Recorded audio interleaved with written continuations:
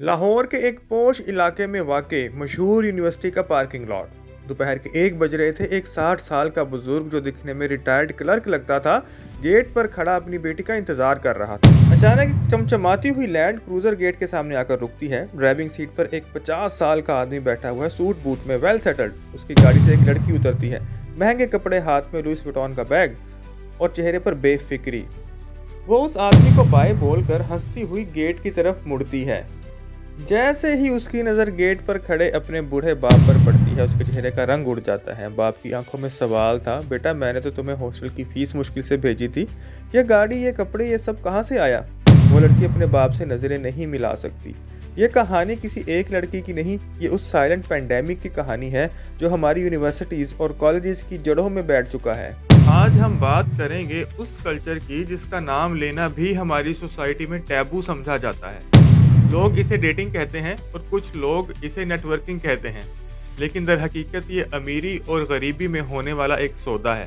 आज की इस वीडियो में हम शुगर डैडी और शुगर बेबी कल्चर का पोस्टमार्टम करेंगे।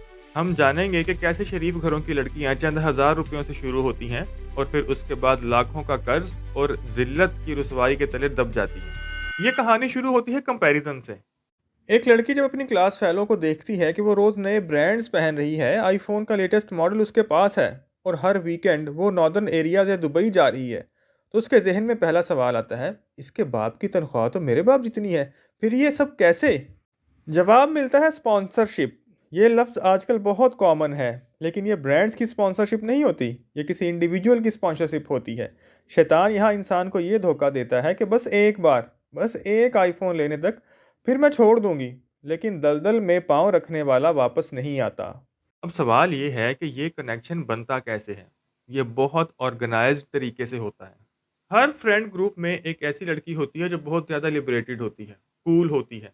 वो आने वाली लड़कियों से कहती है कि यार, मेरे एक फ्रेंड हैं, बहुत अच्छे हैं, वो मीटअप चाहते हैं, तुम बस साथ चलो, खाना खाओ, गॉसिप्स करो और वापस आ जाना।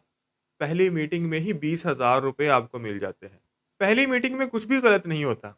यही वो हुक है। इसका दूसरा तरीका है डिजिटल हंटिंग। इंस्टाग्राम और स्नैपचैट पर फेक अकाउंट्स बनाए जाते हैं।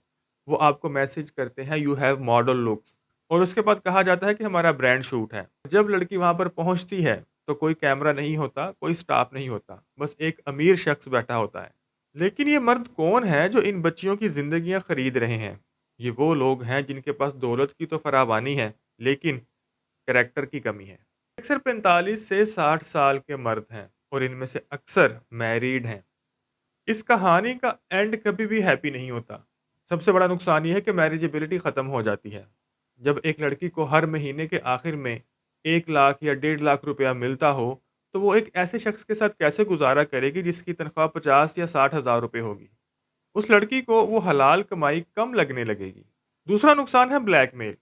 आज के दौर में कोई भी प्राइवेट लम्हा प्राइवेट नहीं रहता। स्क्रीनशॉट्स और हिडन कैमरास के जरिए सब कुछ रिकॉर्ड हो जाता है।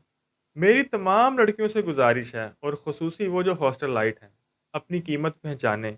तुम कोई प्रोडक्ट नहीं हो। तुम्हारी रिस्पेक्ट की, तुम्हारी इज्जत की वैल्यू उस बैग से कहीं ज्यादा है। अगर वीडियो अच्छी लगी हो तो लाजमी शेयर करें। पाकिस्तान जिंदाबाद।